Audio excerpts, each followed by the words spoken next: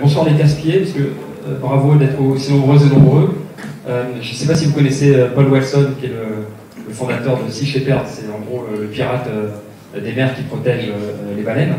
Et il dit souvent, pour les autorités en place, aujourd'hui, les écologistes sont des casse-pieds, en fait il dit chiant. Mais pour les générations à venir, nous serons des ancêtres respectés. Donc j'ai envie de vous dire, bonsoir les casse-pieds.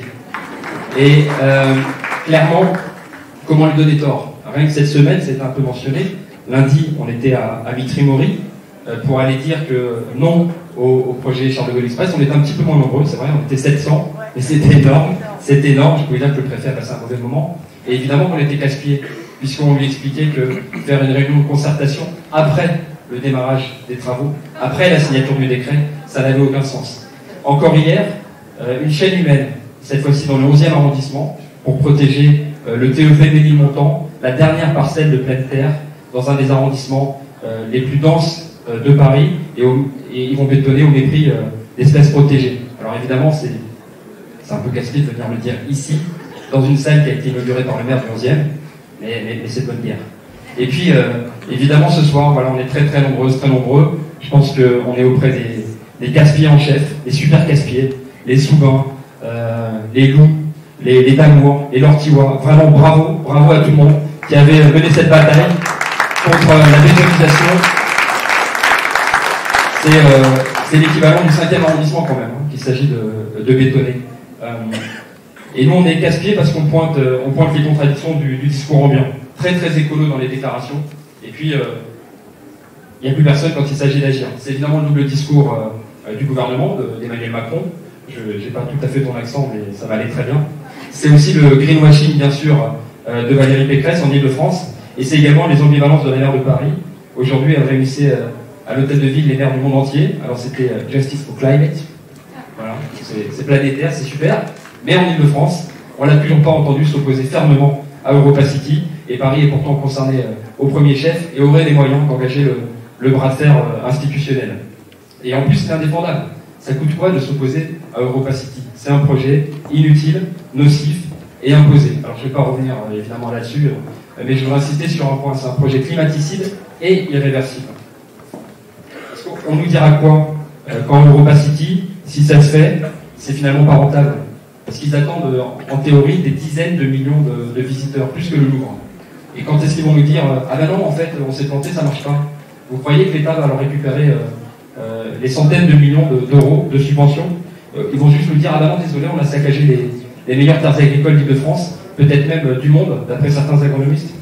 Donc c'est un projet inutile à imposer. Et à quoi on les reconnaît, comme à Notre-Dame-des-Landes, c'est que les alternatives sont balayées et pourtant on l'emporte. C'est le projet Karma.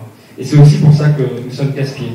Parce que par nos mobilisations, on s'oppose et on propose, et on montre qu'il est possible de se libérer de la croissance, ce dogme qui considère que ce serait forcément toujours plus d'activité, toujours plus bénéfique pour nous, alors que clairement, aujourd'hui, ça nuit aux initiatives locales, au lien social, et que nous, on dit il faut soutenir la mise en valeur des biens communs et la protection du lien social. Et ça, c'est le projet Karma.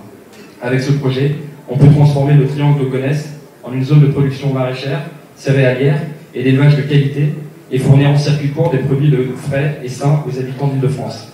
La demande est là. Je crois que dans la salle, il y a un autre casse-pied, c'est Jacques Couteau, maire écologiste du 2e, soutien depuis toujours. On peut l'applaudir, effectivement, bien sûr, par la porte. Il a réussi à passer les cantines bio à quasi 100%. Les cantines, pardon, à quasi 100% de bio, avec une alternative quotidienne végétarienne. Donc c'est possible. Et évidemment, et la demande explose partout, bien sûr. Donc vous avez lancé un soutien des écologistes pour s'opposer et pour proposer, pour semer contre le bétonnage et pour soutenir ces initiatives alternatives à l'extérieur comme à l'intérieur des institutions. Au Conseil régional, par exemple, on va engager un recours en justice contre le permis de construire de la gare de Gonesse. Et vous avez ici Antoinette Gull qui a soutenu, qui a récompensé l'association Karma comme lauréat des trophées Paris-Campagne. Avec vos soutiens, on peut remporter ces mérites à Paris et dans l'Île-de-France pour engager le Grand Paris sur la voie de la transition écologique. Et en attendant, je repense à cette citation, pour les autorités en place aujourd'hui, les militants écologistes sont des casse-pieds, mais pour les générations à venir, nous serons des ancêtres respectés. À l'heure où la génération climat s'éveille et va manifester tous les vendredis, on doit être à la hauteur.